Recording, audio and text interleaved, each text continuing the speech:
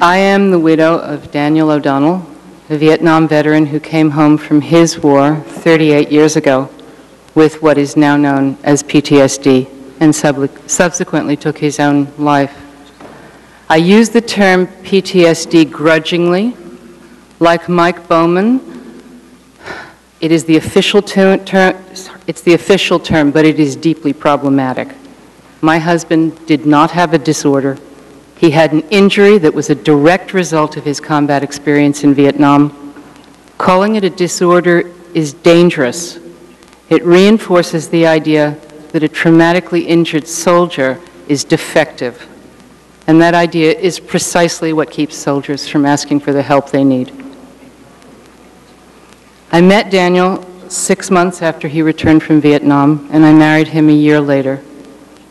The man I fell in love with was gentle and playful and very funny on good days. But there were other days when he would fly into rages over trifles, and more than a few nights when he would wake up screaming and sweating and fighting something terrible that wasn't there. Or he would take to his bed with the blinds drawn, sometimes for days, and all he would tell me was that he didn't want to live. I thought that if I loved him enough, I could fix him. I was wrong. I had no idea what I was up against.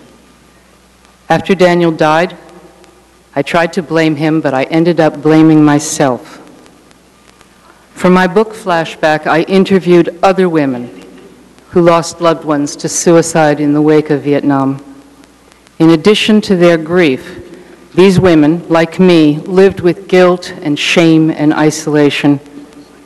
I now believe that our isolation was exploited to help camouflage a terrible tragedy.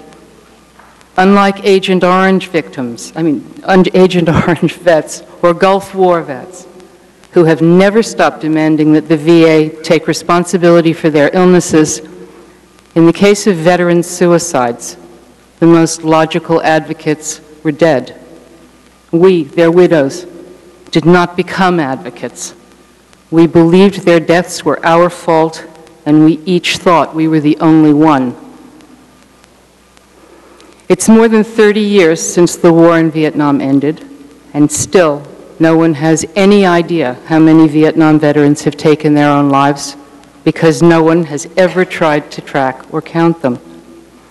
The 1990 National Vietnam Veterans Readjustment Study, mandated by Congress and government funded, the study that proved the syndrome, now called PTSD, never even mentioned suicide, in spite of the fact that suicide was central to every study that preceded it, including those on which it was based.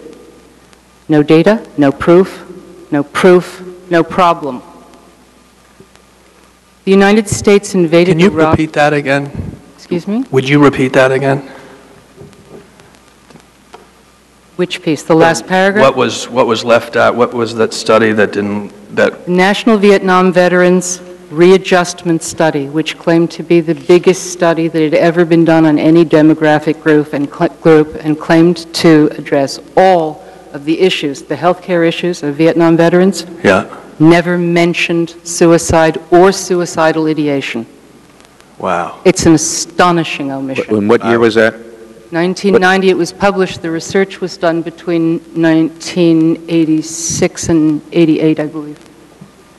Thank you.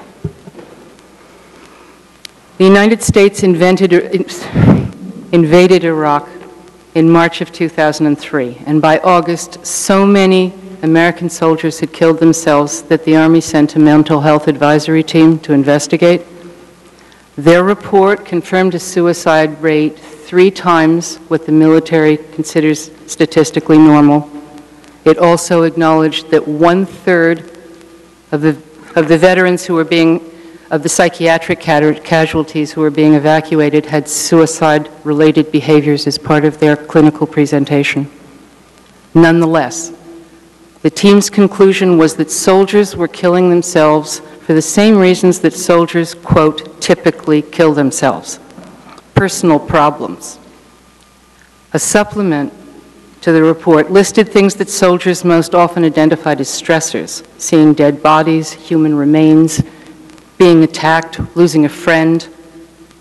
But the report itself only mentions marital problems, financial problems, legal problems, what they call underdeveloped life coping skills.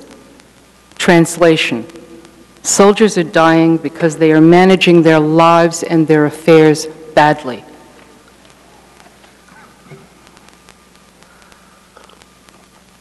Every year, since 2003, the suicide rate in the military has increased, and another team of military psychiatrists has been dispatched.